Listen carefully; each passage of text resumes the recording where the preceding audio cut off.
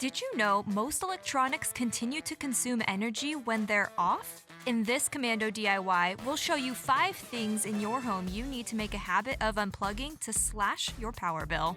Here's a new term for you: energy vampires. That's the name of appliances that still use energy when they're plugged in but powered off. Some use just a little, but others suck up lots of power.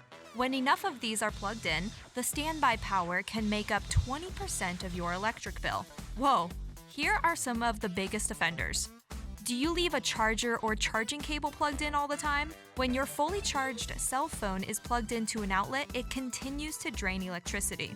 Most of us don't bother turning off our computers. Instead, we put them into sleep or hibernate mode. That eats up power.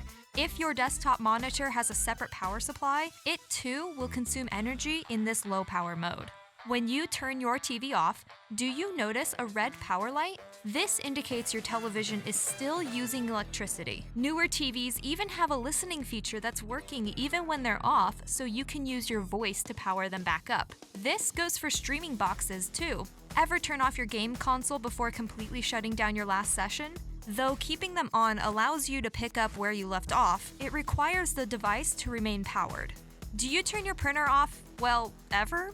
Most people just leave their printer in standby mode. Wireless printers use more energy to maintain an active Wi-Fi signal, even when powered down. The easiest solution? Unplug these energy wasters. There are lots of ways to stop wasting power: Energy Star appliances, outlet timers, surge protectors, and standby power killers. For tips to get started and answers to all your tech questions, head to komando.com.